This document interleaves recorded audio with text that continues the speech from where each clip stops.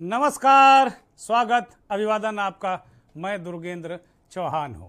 उत्तर प्रदेश विधानसभा चुनाव में करारी हार के बाद समाजवादी पार्टी के सुप्रीम लीडर अखिलेश यादव की क्या संगठन पर पकड़ ढीली हो गई है?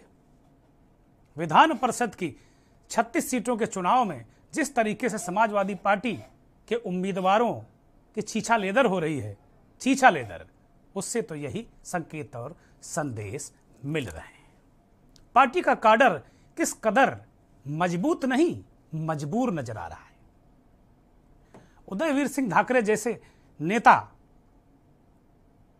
भाजपा के जो कार्यकर्ता हैं, उन्हें लौंडे लफाड़ियों की तरह पीट रहे हैं। 2-3 बार के एमएलसी उदयवीर सिंह, उनकी पिटाई हो रही। उन्हें बजाकर ले जाने वाले 2-4 कार्यकर्ता या नेता भी नजर नहीं आए। क्या वजह है कि अखिलेश ने जिन नेताओं को विधान परिषद का टिकट दे दिया, वे अपने अपने पर्चे वापस लेकर भाजपा नेताओं के साथ सेल्फी खिंचा रहे हैं? मंथन में आज इसी पर बात।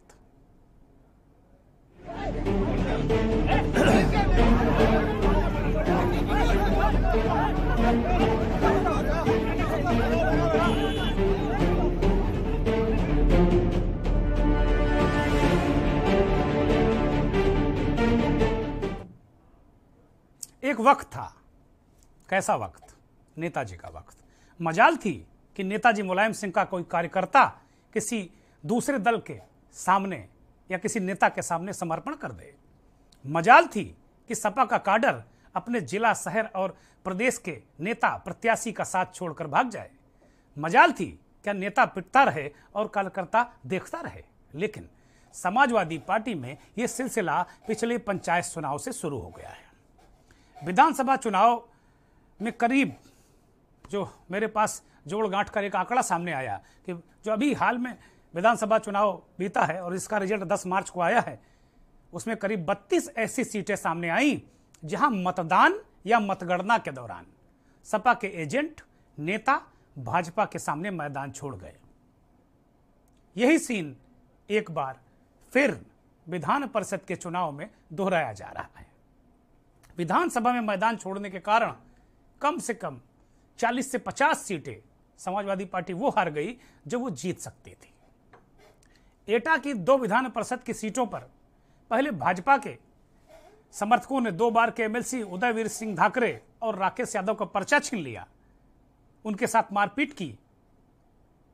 दूसरे दिन जब दूसरा नामांकन दाखिल करने गए तो फिर कुर्ता फाड़ दिया और ये उदयवीर सिंह ने आरोप लगाया कि उनके केवल 2 लोगों को जाने दिया, लेकिन उनके सिर्फ 2 लोगों को जाने दिया, लेकिन पार्टी के झुआ भर समर्थक अंदर थे और उन्होंने दौड़ा दौड़ा कर पीटा। बाद में उदयवीर और राकेश यादव का नामांकन रद्द हो गया और भारतीय जनता पार्टी के उम्मीदवार निर्विरोध जीत गए। फर्रुखाबाद में समाजवादी पार्टी के प्रत्याशी से भी पर्चा छीन लिया गया। हरीश कुमार, उनका पर्चा छीना गया। वो अपनी व्यथा बताते रहे, पुलिस ने नहीं सुनी। वो भी 1975 में पुलिस में भर्ती हुए थे और रिटायर हुए। ये पीड़ा वो कल बता रहे थे। हरदोई के सपा प्रत्याशी अच्छे मियां बड़े भरोसेमंद आदमी थे समाजवादी पार्टी के।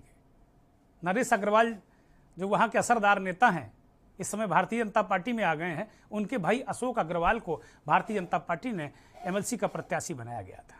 अच्छे मियां भी नरेश अग्रवाल के सामने सरेंडर कर गए और अब सवाल उठा रहे हैं कि समाजवादी पार्टी में है ना नीति है ना नेता है। अभी अच्छे मियां को भी सुनाएंगे आपको। मिर्जापुर में सपा प्रत्याशी रमेश यादव ने माफिया विनीत सिंह के सामने घुटने टेक दिए, समर्पण कर दिया। ऐसे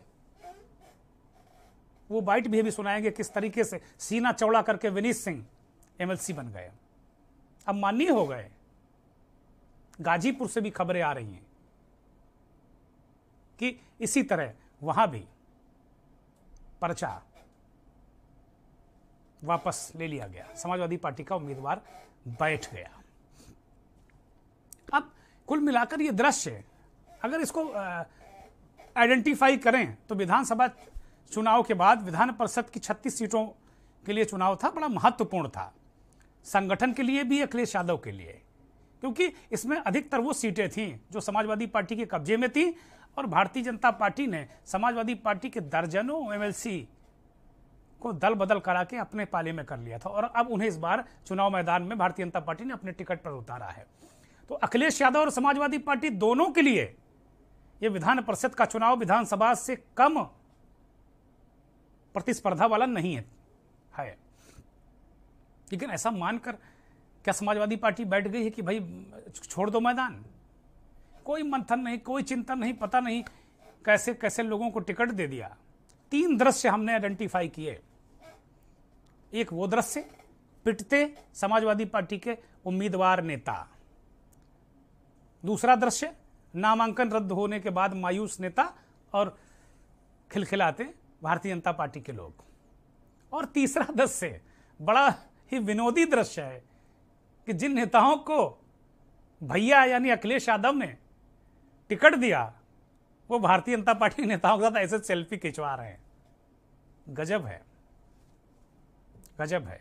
अच्छे मियां को सुनिए पहले। इच्छा से पर्चा वापस लिया है, किसी का पर्चा वापस लेने में किसी प्रकार का कोई दबाव नहीं रहा है। हरदोई में समाजवादी पार्टी न कोई नेता है न कोई संगठन है। यहाँ पे पार्टी राम भरोसे चल रही है। मैंने बहुत सभी लोगों से प्रयास किया कि सभी लोग जुड़ के कायदे से चुनाव लड़ाएं, लेकिन उसमें मैं सफल नहीं हो सका। इस वजह से निराश होकर हमने पर्चा वापस ले लिया। हरदोई में समाजवादी पार्टी नाम की कोई चीज रहने। सपा जिलाध्यक्ष का भी एक स्टेटमेंट आया, कह रहे हैं कि आपको 6 वर्ष पार्टीशन। अब वो और क्या कहेंगे, उनको बस एक ही काम है, पैसा वसूलना है। अच्छा, सपा नेता कह रहे हैं कि आपने गद्दारी की, आप इसको गद्दारी के उसमें देखते हैं या वफादारी के उसमें देखते हैं? आपका फैसला। मैंने गद्दारी, उसमें गद्दारी के रूप में हम नहीं देखते। सत्ता पक्ष का दबाव तो लगातार उत्तर प्रदेश में आप देख रहे हैं। उदयवीर सिंह एमएलसी पर हमला हुआ, राकेश यादव पर हमला हुआ। सत्ता पक्ष दबाव जरूर बना रहा, लेकिन हरदोई में जिस ताकत से समाजवादी पार्टी प्रत्याशी के साथ खड़ी थी, मिसबाउद्दीन जी के साथ खड़ी थी, उस परिस्थिति में ऐसा कुछ नहीं था कि सत्ता पक्ष हमारा पर्चा वापस करा देता या हमारा नामांकन रद्द होता। हमारा पर्चा ओके हुआ, लेकिन मिसबाउद्दीन और रजीउद्दीन ने गद्दारी की समाजवादी पार्टी के साथ। इनकी गद्दारी को समाजवादी पार्टी याद रखेगी और इनको आने वाले समय में समाजवादी पार्टी इसकी सजा भी देगी और निष्कासन की सहमति मैं यहाँ से प्रदेश कार्यालय को भेजूंगा। सत्ता पक्ष का दबाव। जिला अध्यक्ष अपनी जल्लाहट निकाल रहे हैं, जिस अंदाज में वो बोल रहे हैं, झल्ला रहे हैं। इसे बोलना नहीं कहते हैं। वो कह रहे हैं मिसबाहुद्दीन उर्फ अच्छे मियां ने गद्दारी की है। एक और शायद उनके भाई का नाम वो ले रहे हैं कि उन्होंने भी गद्दारी की है। अरे भाई, इन गद्दार नेताओं को टिकट क्यों आप देते हैं? मैंने जो सवाल उठाया कि क्या नेताजी मुलायम सिंह यादव के वक्त में क्या किसी की हैसियत थी कि वो पर्चा वापस ले ले, वो भी भारतीय जनता पार्टी या किसी विरोधी दल के प्रत्याशी के सामने? अपना प्रत्याशी अगर एक जगह 2 प्रत्याशियों ने दाखिल कर दिया, उस सूरत में तो होता था, लेकिन क्या भारतीय जनता पार्टी या किसी विरोधी दल के सामने क्या कोई प्रत्याशी पर्चा वापस ले ले, सरेंडर कर दे, डील कर ले? नरेश यादव से क्या डील हुई होगी, माफ कीजिए, नरेश अग्रवाल से। और नरेश अग्रवाल इसके बाद एक प्रेस कॉन्फ्रेंस उनकी सुन रहे थे हम, तो वो कह रहे थे कि भाई अच्छे मियाँ बड़े अच्छे आदमी हैं, बहुत बढ़िया आदमी हैं, राष्ट्रवाद की मुख्य धारा में आ गए, और हम सिफारिश करेंगे कि उनको जो भारतीय जनता पार्टी का अल्पसंख्यक मोर्चा है उसमें कोई पद वद दे दिया जाए। अरे क्या बात हुई है? समाजवादी पार्टी यहाँ अच्छा चुनाव लड़ सकती थी। अच्छे मियाँ जीतते हारते ही उनकी किस्मत, लेकिन एक अच्छा खासा हो सकता था। खैर, ये उनका मसला है। कुछ और बयानात हम आपको सुनाएंगे अलग अलग जगह के। अब मिर्जापुर की हम बात करते हैं। वहां भी समाजवादी पार्टी का उम्मीदवार रमेश यादव बैठ गया, सरेंडर कर गया, माफिया विनीत सिंह के सामने घुटने टेक दिए। सपा जिला अध्यक्ष से जब इस सवाल किया गया, प्रत्याशी तो अपना जो मोबाइल बंद करके भागा हुआ है, लेकिन जब सपा जिला अध्यक्ष से सवाल किया गया तो जरा उनको सुनिए। देखिए, पूरे प्रदेश की स्थिति देख ही रहे हैं आप लोग, जहाँ पूरे प्रदेश में ऐसा हो रहा है। अब वो किस वजह से वापस लिया, कैसे हुआ, तो मुलाकात हुआ नहीं, फ़ोन करते रहे, फ़ोन उठाया नहीं, तो इसमें कैसे क्या कहा जाए, कुछ कहा नहीं सकता। तो क्या किस तरह कोई कार्रवाई वगैरह उनको? कार्रवाई बिल्कुल पार्टी से बाहर निकाल दिए जाएंगे। आज आपके द्वारा एक पत्र जारी किया गया, उसमें ये जो है लिखा गया जिलाधिकारी महोदय को कि वो अचानक से जो है कल पार्टी कार्यालय से गायब है, घर से भी वो संपर्क नहीं किए अपने परिवार। ये मैं कल ही बना लिया था, जब नहीं मिल रहा था तो मैं जिलाधिकारी बना के दिया था। मैं दे भी नहीं पाया उनको, दिया भी नहीं उनको, केवल आप लोग के बीच पे रह गया। देखिए पूरे प्रदेश की। अब देखिए जिलाध्यक्ष जी खुद ही हमको लगता है भयभीत हैं। अब ऐसे काडर से, ऐसे जिलाध्यक्ष से, ऐसी पार्टी के साथ में अखिलेश यादव कैसे लड़ पाएंगे 5 साल तक? हम यही सवाल उठा रहे हैं कि क्या अखिलेश यादव का अपने संगठन पर जो पकड़ है वो क्या ढीली हो गई है? क्योंकि 5 साल, पूरे 5 साल वो कुछ सिलेक्टेड लोगों से मिले, ये बड़ी कटु बात है। और उनके इर्द गिर्द के लोग टिकट दिलाते रहे, फैसला कराते रहे। ऐसे हम 10 नाम मुझे याद है, मैं बता दूंगा कि जो अच्छे खासे नेता समाजवादी पार्टी के थे उनको टिकटें काट दिया गया, वो घर बैठ गए। बहुत सारे लोग दूर से दलों से टिकट ले आए, भारतीय जनता पार्टी से टिकट ले आए, चुनाव जीत गए। अब वो प्रत्याशी फरार है, मोबाइल बंद करके भागा हुआ है। अरे भाई, ठोक बजाकर अगर किसी माफिया के खिलाफ किसी को चुनाव लड़ाना है, पार्टी की क्या नीति रीति थी? उसे पता नहीं था कि विनीत सिंह किसी को धमका सकता है? क्या विनीत सिंह बहुत भला आदमी है या सामान्य बहुत लोकतंत्र में विश्वास करने वाला आदमी है?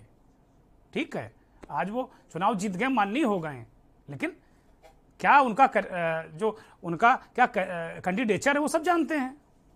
अभी उन्होंने पिछले चुनाव में अपने जिला पंचायत अध्यक्ष बनवा लिया अपने ड्राइवर को, भारतीय जनता पार्टी ने वॉकओवर दे दिया अपना दल के सहयोग से। तो कुल मिलाकर ये स्थितियां संगठन के लिए बड़ी चिंताजनक हैं। अब जो हरदोई की हमने बात आपको बताई, यहाँ गाजीपुर की एक खबर आ रही और मिर्जापुर की आपको हमने बात बताई। अब देखिए भाजपा का झंडा ओढ़े ये माफिया विनीत सिंह आपके स्क्रीन पर नजर आ रहे हैं। ये क्या फरमा रहे हैं कि भाई अब मैं कैसे जीता या प्रत्याशी कैसे बैठा, ये जरा इनकी भी जुबानी सुनिए। सपा प्रत्याशी नामांकन वापस ले लिया, सब इसका जवाब तो सपा प्रत्याशी देगा। और निर्विरोध जो चुनाव हुआ है, पूरा जो उन्होंने 3617 वोटर अपने साथ थे, उनके पास जब प्रस्ताव भी गए तो वो भी आगे कह दिया वोट हमारा आपका है। ये स्थिति यहाँ बनी हुई थी, उस स्थिति में वो क्या करेंगे? ये सबसे बड़ा गौरव की बात तो ये है कि माननीय प्रधानमंत्री मोदी जी, माननीय मुख्यमंत्री योगी जी के नेतृत्व में हम लोगों को काम करने का मौका मिलेगा, जमीन वर्ग जो करने का मौका मिला, सबसे सौभाग्य की बात हम लोगों के लिए ये है। अब आपने सुना ये माफिया किसकी माला जप रहे हैं, तो कौन सी माला जप रहे हैं? अब क्या वो लोग इनको रोकने आएंगे मेरी माला मत जपिए? क्योंकि संगठन ने टिकट दिया है, उनको माला जपनी है। लेकिन सवाल हम यही उठा रहे हैं कि क्या अखिलेश यादव की संगठन में पकड़ ढीली पड़ गई है? कैसे हो रहा? कुछ और अगर बयानात हों तो वो भी हम आपको सुनाएंगे। अगर कुछ और बयानात होंगे, कुछ बयान होंगे तो और भी सुनाएंगे तमाम लोगों के। हमने क्योंकि कई जगह से आज कहा था अपने सहयोगियों से कि जहां जहां ये प्रत्याशी बैठे हुए हैं, बैठ गए हैं, अचानक डिच करके भाग गए हैं, पार्टी को ठेंगा दिखाकर निकल गए हैं, ऐसे प्रत्याशियों के बारे में जरा उनकी दरियाफ्त की जाए, उनकी खबर ली जाए। तो आप सुनिए जरा एक और बयान ओपी सिंह का। हाँ, बिल्कुल सही कहा आपने। 2 लोगों ने आज नाम वापस लिए हैं। श्री भोलानाथ जी ने अपना नाम वापस लिया है और श्री देवेंद्र जी ने अपना नाम वापस लिया है। तो ऐसे में सर क्या अगले जो विधान परिषद सदस्य का जो नामांकन के बाद जो है अगली सक्रिय अब क्या होगी? नाम वापसी की जो तिथि है वो 24 मार्च तक है, अभी समय है। और 24 मार्च तक यदि कैंडिडेट एक से अधिक बचते हैं तो निर्वाचन होगा, अन्यथा जो भी परिस्थितियां होंगी उसके मुताबिक जो भारत निर्वाचन आयोग की गाइडलाइंस है उसके मुताबिक कार्रवाई की जाएगी। Thank you sir. ये मिर्जापुर के जिलाधिकारी हैं, मिर्जापुर के जिलाधिकारी हैं, ये बता रहे हैं कि भाई अब हर कैंडिडेट एक ही बचेगा तो निर्वाचन नहीं होगा, तो सभी को पता है। लेकिन किस तरीके से हम फिर उसी बात पर आ रहे हैं कि आप देखिए नेताजी की ये तस्वीरें, अगर अखिलेश यादव इनको देखो तो उनको भी लगेगा कि हाँ भाई वास्तव में संगठन में कुछ करने की जरूरत है। एक दौर था नेताजी का, हम लोग उस समय पत्रकारिता के एक 5-7 साल काम कर चुके थे। जब नेताजी का उफान उत्तर प्रदेश में हुआ तो उस दौर में जो हम लोग रैलियां कवर किया करते थे, जनसभाएं देखा करते थे, तो नेताजी का कार्यकर्ताओं से जबरदस्त कनेक्ट था। वो नाम से लोगों को जानते थे और छेड़कर कार्यकर्ता को टोंक कर उससे बात किया करते थे। मिलने उलने के लिए तो पूरा मेला लगता था नेताजी के घर पे लखनऊ में। हर कार्यकर्ता अगर वो चाहता था कि नेताजी से मिलना है तो मिल लेता था। अब कितने लोग पार्टी के जो अखिलेश यादव से मिल पाते हैं? मिलने में भी खेल है, मिलने मिलाई करने में भी खेल हो रहा, नहीं मिलने देते। ये समस्या बहुत बड़ी है। ये राजनीतिक दलों में एक, आप समझिए, एक बीमारी की तरह फैल रही है कि कार्यकर्ता अपने नेता से नहीं मिल सकता। और यही वजह है, सबसे बड़ी यही वजह है कि आज अखिलेश यादव की पार्टी 125, उनका गठबंधन 125 सीटों पर रह गया। और अब जो विधान परिषद की स्थिति है, मुझे नहीं लग रहा कि कहीं प्रदेश अध्यक्ष जी कहीं चुनाव लड़ाते नजर आ रहे हैं उम्मीदवारों को। अभी हो सकता है, अभी जहां अभी नामांकन वापस लेने की अभी जो तिथि है, अभी कल तक बाकी है, 24 तारीख तक नामांकन वापस लिए जा सकते हैं। हो सकता है कि कल तक एक दो जगह से और खबर आए कि भाई वहां भी सपा प्रत्याशी डिफाल्टर निकल गया, बैठ गया। हम पूरे सिस्टम पर आज सवाल उठा रहे हैं और एक पत्रकार होने के नाते एक राजनीतिक दल के सिस्टम पर सवाल उठाना चाहिए हमें। ऐसा नहीं है कि हर चीज बढ़िया है कि सब बहुत है, सब कुछ ठीक चल रहा। क्योंकि सवाल यह है कि जब विपक्ष मजबूत रहेगा, विपक्ष जिंदा रहेगा, विपक्ष अच्छी तरह काम करेगा, तभी सत्ता पक्ष भी अच्छी तरह काम करेगा, तभी एक लोकतांत्रिक सरकार काम करेगी। वरना एरोगेंट हो जाएगी सरकार। अगर समाजवादी पार्टी मजबूत रहेगी, समाजवादी पार्टी अगर अपना जो विपक्ष का धर्म नहीं निभाएगी, तो हो सकता है कि सत्ताधारी दल बेअंदाज हो जाए। तो लोकतंत्र की बेहतरी के लिए विपक्ष का मजबूत होना बहुत जरूरी है। लेकिन आज हम मंथन में बात कर रहे हैं कि क्या अखिलेश यादव की पकड़ ढीली है? पूरा का पूरा चुनाव निकल गया, संगठन के चुनाव नहीं हुए। संगठन के पदाधिकारी, एक पदाधिकारी में बता रहे थे कि भाई पूरा चुनाव है, ऐसे लड़ गया, प्रदेश कार्यकारिणी पुनर्गठित नहीं हो पाई। गजब है भाई, ऐसा होता कहीं? एक दल जो उत्तर प्रदेश में सत्ता की दावेदारी कर रहा हो, उस दल की प्रदेश कार्यकारिणी, भाई लाख आपको यह कि आप राष्ट्रीय अध्यक्ष हैं और राष्ट्रीय पार्टी है आपकी, लेकिन कतई नहीं। कड़वा सच यह है कि आप क्षेत्रीय पार्टी हैं और उत्तर प्रदेश में ही आपका प्रभाव है। तो एक दल जिसका एक राज्य में अच्छा खासा प्रभाव हो, उस राज्य की ही कार्यकारिणी न गठित हो। पूरे चुनाव प्रबंधन से लेकर चुनाव प्रचार तक पार्टी के प्रदेश अध्यक्ष कहां हैं? क्या दफ्तरी बाबू बनकर रह गए वो, खाली लेटर टाइप कराने के लिए? क्या स्थिति बना के रख दी है? हम तो इस बात पर आश्चर्यचकित हैं कि ये किन लोगों को टिकट दिया जा रहा है। कौन से लोग हैं समाजवादी पार्टी का टिकट लेकर आ रहे हैं जो सत्ताधारी दल के साथ बैठे जा रहे हैं, उसके साथ गलबहियां डाल दे रहे हैं, सेल्फी खिंचा रहे हैं। इससे आप बताइए जो उन लोगों का क्या होगा जो सत्ताधारी दल से इत्तेफाक नहीं रखते, वो विपक्ष के साथ आना चाहते हैं। इस चुनाव में भी जो लोग, स्थानीय निकाय प्राधिकारी का चुनाव है, जो स्थानीय निकाय चुनाव के जो प्राधिकारी के जो मतदाता हैं, वो तो ठगे से ठगे रह गए। उन्होंने सोचा था भाई एक समाजवादी पार्टी का उम्मीदवार आया है, हम वोट देंगे, लेकिन उम्मीदवार हैं कि धड़ाधड़ धक्का पेल बैठते जा रहे हैं। और पंचायत चुनाव की बात करें, निकाय चुनाव की बात करें, तो समाजवादी पार्टी ने अच्छा खासा टेम्पो बनाया था, अच्छे खासे लोग उसके जीत कर आए थे। इस चुनाव में भी समाजवादी पार्टी अच्छा कर सकती थी, अच्छा करना चाहिए था उसको, लेकिन नहीं किया, नहीं कर रही, क्योंकि ये स्पष्ट तौर पर अब साफ दिखने लगा है कि संगठन में कोई तारतम्यता है नहीं। नेताजी सीधे देखा करते थे और जो बचा खुचे मसले होते थे वो शिवपाल यादव देखते थे। राम गोपाल वहां दस्तखत करने के लिए थे कि भाई चलो रामगोपाल जी 1-2-4 जिला अध्यक्ष पोस्ट करा लिए, बाकी अपना दस्तखत करने के लिए। लेकिन शिवपाल रेगुलर मॉनिटरिंग करते थे, नेताजी रेगुलर मॉनिटरिंग करते थे संगठन पे, और बीच बीच में संगठन का आह्वान करते थे। कई बार उन्होंने इस तरह हल्ला बोल करके जो पूरे प्रदेश के संगठन के कार्यकर्ताओं के एक बार रिवाइम्प करने की कोशिश की, उन पर जोश भरने की कोशिश की। मैंने कई बार देखा कि कई बार नेताजी ने हल्ला बोल चला दिया। वो हल्ला बोल तमाम बुराइयों के खिलाफ, कुछ खास लोगों के खिलाफ ये भी था। और एक बार तो हमें ध्यान है, नेताजी ने मीडिया पर हल्ला बोल दिया कि भाई तुम लोग गलत खबरें दिखाते हो और केवल समाजवादी पार्टी के खिलाफ खराब खराब गंदी गंदी खबरें छापते हो। 2-3 अखबारों के खिलाफ हल्ला बोल दिया उन्होंने। तो लोकतंत्र में जो चीजें हैं, अगर ये जो 4 स्तंभ हैं, पत्रकारिता जो है वो तो तथाकथित उसको हम कहेंगे चौथा स्तंभ, क्योंकि उसका संविधान में कोई वर्णन नहीं। लेकिन 3 स्तंभ जो हैं, विधायिका, कार्यपालिका और न्यायपालिका, ये संविधान वर्णित हैं। लेकिन चौथा स्तंभ भी जो है, उस स्तंभ में अगर कोई खामियां आ गई तो ये भी कहीं ना कहीं उन 3 स्तंभों को मिलके उसको भी सुधारने की जिम्मेदारी बनती है। इसी तरीके से लोकतंत्र का निर्माण होता है। अब ये कोई हम लोकतंत्र पर ज्ञान देने के लिए नहीं बैठे हैं, क्योंकि हम बहुत लोकतंत्र के बहुत बड़े ज्ञानी नहीं हैं, हम एक सामान्य से पत्रकार हैं।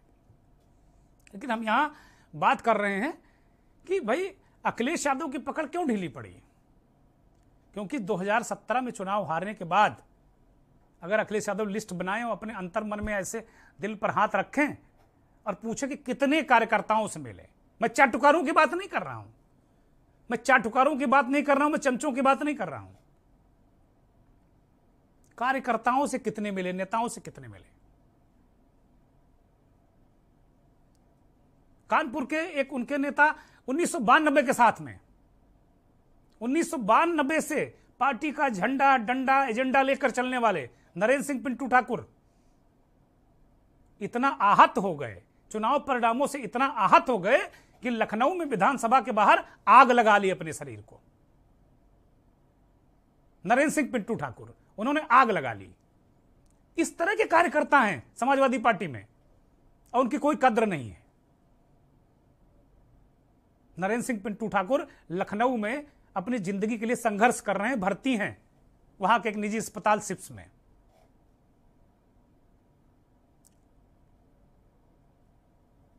और उनका जो पूरा मसला है, क्या किया, पार्टी को कैसे कार्यकर्ता चाहिए। नरेंद्र सिंह पिंटू जैसे कार्यकर्ता चाहिए जिन्होंने कुछ भी नहीं मांगा आज तक और उनको कुछ मिला भी नहीं मांगा तो मिला भी नहीं। अभी पिछले दफा जब कार्यकारिणी कानपुर की गठित हुई तो बड़े एहसान के साथ में जिला उपाध्यक्ष बना दिया गया। अरे पिंटू ठाकुर के चिंटू चिलंटू रहे लोग, विधायक हो गए समाजवादी पार्टी में। तो कार्यकर्ताओं की कदर करना सीखिए अध्यक्ष जी, नहीं तो ऐसे जो चाटुकार और ये जो कार्यकर्ता है ना, इसी तरह भागते रहेंगे। एक दिन पार्टी आपकी लड़ने लायक ही नहीं रहेगी, घुटनों पर आ जाएगी। जो ये दृश्य 1-2 जिलों में 3 जिलों में दिख रहे हैं कि कहीं माफिया के सामने समर्पण, कहीं पूंजीपति के सामने समर्पण, नरेश अग्रवाल जैसे पूंजीपति के सामने समर्पण, विनीत सिंह जैसे माफिया के सामने समर्पण, ये करेक्टर रहा है समाजवादी पार्टी का समर्पण का? नहीं। समाजवादी पार्टी को तो विपक्षी आरोप लगाते रहे कि खुद वो दबंगों की पार्टी है। आपने अच्छा किया कि जो गुंडागर्दी का आरोप है पार्टी पर लगता रहा है, उसके लिए काम किया आपने। लेकिन कार्यकर्ता, अगर कोई भी कार्यकर्ता हो, चाहे उसको मिटा दे कोई विरोधी, लेकिन कार्यकर्ता पार्टी का झंडा डंडा एजेंडा लेकर चलता है और निश्चित तौर पर चलता है। हमारे सहयोगी बता रहे हैं कि पूर्व विधायक ओपी सिंह की एक बाइट आ गई है, उसे भी सुन लीजिए।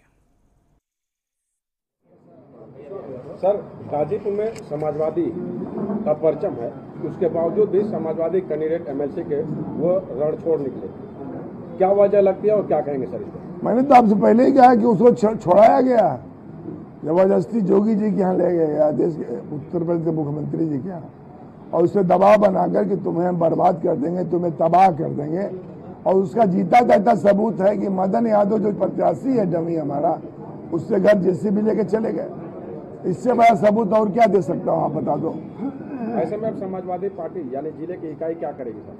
जिला की इकाई चुनाव लड़ेगी और मदन यादव जी हमारे कैंडिडेट रहेंगे। अगर ये जी भाग जाएंगे तो आगे क्या होगा? अब आप मर जाएंगे तो उसके बाद क्या होगा? विधायक जी, मदन यादव जी के ऊपर क्या कोई क्लेम भी है, कोई बकाया वगैरह है जिसका 1 रुपये का बकाया नहीं है। यदि बकाया होगा तो समाजवादी पार्टी भीख मांगकर कल दे देगी। मदन यादव को तंग किया जा रहा है इसलिए कि समाजवादी पार्टी का नेता है और वो समाजवादी पार्टी का सुच्चा कार्यकर्ता है। मदन यादव एक चट्टान की तरह समाजवादी पार्टी के झंडे और अखिलेश यादव के चेहरे में अपना चेहरा देखकर मुलायम सिंह के साथ काम करने वाला वो नौजवान साथी है, जो हमारे बचपन का साथी है। मैं जानता हूं मदन यादव को हरेस किया जा रहा है, उसको तबाह और बर्बाद करने की साजिश की जा रही है। हम लोग कतई बर्दाश्त नहीं करेंगे। मदन यादव को आधिकारिक प्रत्याशी मांग के क्या? ओम प्रकाश सिंह है, पूर्व मंत्री मुलायम सिंह की सरकार में, अखिलेश यादव की सरकार में, और पूर्वांचल के ताकतवर नेता, जमीन पर भी ताकतवर, इस बार भी चुनाव जीत गए हैं। पूर्व विधायक नहीं है, माफ कीजिएगा, मौजूदा विधायक हैं ये। ओम प्रकाश सिंह सिंचाई मंत्री भी रहे और तमाम तरीके के महत्वपूर्ण विभाग रहे इनके पास। और ये बेसिकली मुलायम सिंह यादव के आदमी हैं पार्टी में, यानी जब नेताजी के आदमी हैं, नेताजी की नर्सिंग में ये पले बढ़े हैं। वो बता रहे हैं कि मदन यादव को बर्बाद किया जा रहा है, बुलडोजर का डर दिखाया जा रहा है। इसलिए वो कह रहे हैं कि नहीं, अभी भी मदन यादव लड़ेगा। एक और उम्मीदवार के बारे में बात कर रहे हैं कि उसको तो उठा ले गए। वो कह रहे हैं योगी जी के आवास पर उसको उठा के ले गए। हो सकता है इसमें, देखिए, सरकारी गुंडागर्दी होती है, चलती है, सफाई भी करते रहें, बसपाई भी करते रहें, ये अलग बात है। लेकिन ये एक और दिलचस्प बात कर रहे हैं कि भाई बुलडोजर यहां भी इस्तेमाल हो रहा है। मतलब भाजपा के एमएलसी प्रत्याशियों को जिताने के लिए भी बुलडोजर का इस्तेमाल कर रहे हैं। ये समाजवादी पार्टी के बहुत वरिष्ठ नेता हैं, ओम प्रकाश सिंह विधायक हैं, ये आरोप लगा रहे हैं सीधा। चलिए, अखिलेश यादव को अपनी पार्टी को जो ये दीमक लग रहा है ना, चमचागिरी का, चाटुकारिता का, इस दीमक से बचाना होगा। अब हमने बुलडोजर की बात की थी कि बुलडोजर प्रत्याशी को डराने के लिए भी इस्तेमाल किया जा रहा है, जैसा ओम प्रकाश सिंह आरोप लगा रहे थे। और एक बुलडोजर नोएडा में भी चला। इस बुलडोजर को चलते देखकर कलेजा मुंह को आ गया। और मैं अनुरोध करूंगा उत्तर प्रदेश के मुख्यमंत्री योगी आदित्यनाथ, जिन्हें बुलडोजर बाबा भी कहा जा रहा है इन दिनों, मैं उनसे अनुरोध करूंगा कि ऐसे लोगों पर बुलडोजर नहीं चलना चाहिए। और जिन लोगों पर बुलडोजर चला दिया है ना, बेहद गरीब लोग हैं, इनकी हाय लगती है। एक गरीब गन्ने का रस बेचने वाला, वहां का एक नगर निगम के बुलडोजर ने उसकी 80,000 की मशीन तोड़ दी और वो जार जार आंसू रोता रहा। ये वीडियो देश के जाने माने फिल्मकार, फिल्म निर्माता और बहुत वरिष्ठ पत्रकार विनोद कापड़ी जी ने यह ट्वीट किया है। और खुद भी उन्होंने उसकी मशीन, नई मशीन खरीदने के लिए उन्होंने खुद भी 10,000 रुपये दिया है। और ट्विटर पर इस समय इस सोनू गुर्जर नाम के इस दुकानदार की मदद के लिए होड़ लगी हुई है। ये दृश्य बड़ा संवेदनशील है और ये आदमी बड़ा गरीब है। वो बुलडोजर, ऐसे लोगों पर बुलडोजर चलाने वाले अधिकारी भी ध्यान रखें, वो जिस पीनक में है, पीनक 2 मिनट में उतर जाएगा। ये जनता है, हाय लगेगी। बहुत बहुत नमस्कार, धन्यवाद।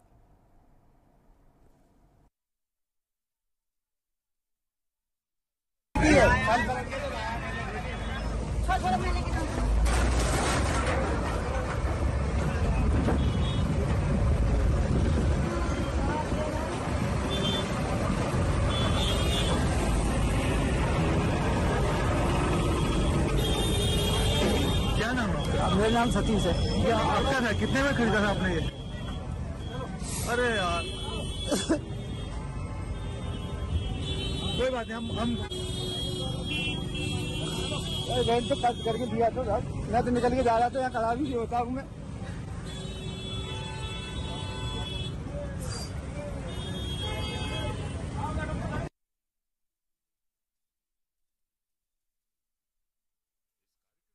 जो करता है समर कूलर और होम अप्लायंसेस लीजिए और बेफिक्र हो जाएगी।